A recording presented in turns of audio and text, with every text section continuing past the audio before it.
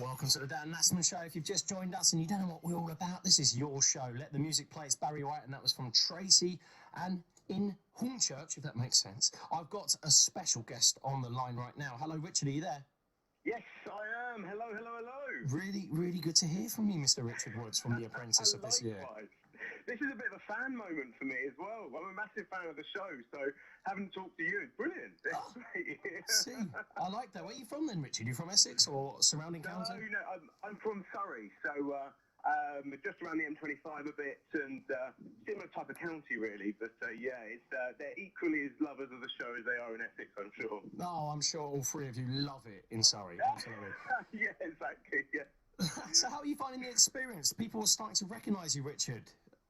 Do you know what? It's really strange, actually. I went into Boots the other day to pick up some prescriptions, and you're getting selfies by the pharmacy that's been giving you your prescription since you're about 6 years old, and then suddenly they want a selfie. That is pretty weird. That is pretty weird. Yeah, well, because you are doing really well on the show. You're quite a recognisable character, and I have to be honest with you, my Twitter goes crazy when The Apprentice is on, letting me know that people find that me and you quite similar in trait. You get that? I know, I totally get that as well. And they're just saying that because we don't take prisoners, we say what we think, and if we want to win the task, we do what we can to win the task, but we don't mind about ruffling a few feathers. So I've got to ask you, because last year I had Nick Hewer as one of my followers, and this year you've swapped him with Claude. What's he like as a follower? What is he like? Is he a nice guy? Do you know what? Off camera, he's really nice. I mean, don't get me wrong, he's no teddy bear, but he, when he wants to, regardless of if the camera's on or not, he will really go at you. I mean, he's a pit bull, and you can feel his presence as well. He walks into the room and the air walks out, and you just think, oh God, here he is again. He's pretty mad. I mean, like, I speak for a lot of people when I say I'm going to miss him from the interview process. I have to be completely honest with you. And I was expecting him to be absolutely nuts, as in like, right, that's it, you've been useless, and fire you on the task. Just take things into his own hands. But he hasn't. He's been a bit quiet so far. Is that the edit, or was he, a little bit quieter because he was a follower? I don't know, actually. Obviously, it's the first time he's done it, so it's a bit different. He's used to having the audience, where he has his interview and that's his thing, and he's there. Whereas he's an advisor, and as you all know, they spend a long time with you, and it's a long day for them as it is for us. Yeah. And they have to go back and report back, and they're not really allowed to talk to us. It's very rarely that you'll have any sort of conversation, and it will always be about something you've done wrong, never something about you've done right. Never positive, yeah, absolutely. What's Karen like? Are you a fan of Karen Brady? Oh, I love the Baroness Brady. She's great. Maybe not as much as McGim loved her, but she's brilliant. And actually, I find her, although she's, you wouldn't want to mess around near her, every now and again there's a bit of warmth that will come from her, which is almost unexpected at times. Yeah. And she's great, but, she is so shrewd. You can just see it. She knows what she's talking about, and she's inspirational to be around. Yeah, absolutely. Look, we've got to be very careful what we're allowed to be talking about because the show's currently going on. But something I would like to know, do you feel like the edit is portraying you in the manner that you actually are, or do you feel like you've been having a bit of a raw deal at times? You're thinking you've done a lot better than that, but they didn't show it on camera. Do you know what, actually, there's a lot of people within our year that feels they didn't get a great edit. I think that they're showing me as being really professional, which is me. And when I'm at work, I'm really professional. But every now and again, you'll see that little chink in my armour, like the ice skating last time, and sort of the messing around to try and get people in the shop, which is the sort of out of work me as well. And so I'm okay with that. I think I'm okay with it. Clearly, we absolutely nailed the girls on the shampoo task. It was whitewash, but they made it look like it was close all the way to the final. And there's always those tasks where they have to build a case for one side could win and the other side could win. But we know that we absolutely wiped the floor with the other team, but they don't quite edit that in. And that's the only time that I don't have a grievance. But it's TV, you can't really blame them for that. I mean, if you're watching a show, you don't want to turn around and say, yeah, they've won it, and you end up winning it. I mean, it makes a terrible show. I'll go make the tea, exactly. I'll go have an early bath, there's no need to...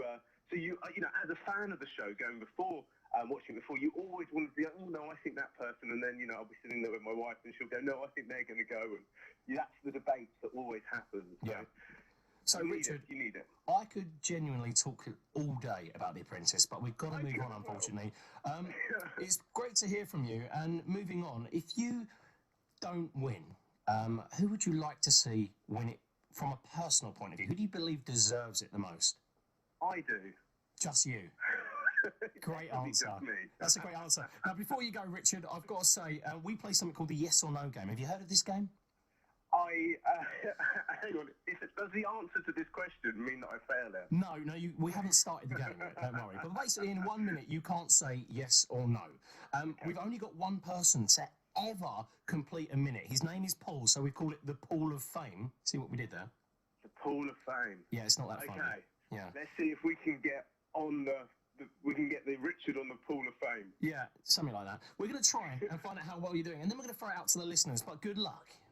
Okay. The game begins in 3, 2, 1. So the game has begun, and you're not going to say yes or no, are you? Of course not. Of course what? Of course not. So you're not going to? Never. Oh, you've played this game before, haven't you? I'm not sure. You're not sure that you've played it before? That doesn't make sense, does it? Not today, it doesn't. No, not today. So tomorrow it probably will then, wouldn't it? You tell me. You got 3 seconds left. Are you going to win? I think I will. Do you reckon you'll win The Apprentice? No, that's not an answer. Hesitation means you lose on the game. Are you going to win The Apprentice? Why is it not an answer? Because isn't a word, is it? I think so. Oh, you think is a word now? I do. I think you should check the dictionary, don't you? I'll look into that. Oh, you're hesitating, aren't you? Not totally. Not totally, but a little bit, right? Just a tiny bit. 15 seconds. Do you reckon you'll make the Pool of Fame? I think so, but... You're using that again, aren't you? Because I'm thinking. Because you're thinking about not saying what? Not saying the thing that you'd like me to say. Oh, Richard, you are a professional. That just goes to show you're going to win The Apprentice. It's done right there. Absolutely decided. Richard, you've been a pleasure to talk to. Did I get it? You entered the Pool of Fame. It's now called the Richard and Pool of Fame. Yeah, the game has finished, Richard. You are allowed to say. Oh, not really. No, it has. It has. It has. Richard, you've been an absolute legend to talk to. Keep listening to 107.5, and I will see you on the other side after the interview. I've turned my mic off there, not his. If you've got a request or you want to play the Yes or No game, get in touch now. It's 01708 741075 if you want to play the Yes or No game. Out of all the 1 minute interviews, only 2 people have done this. Can you enter the Richard and Pool of Fame? I've got to think of a new name. Working with you in the community. Time 107.5. Action. With Freud and Son, the independent family funeral directors.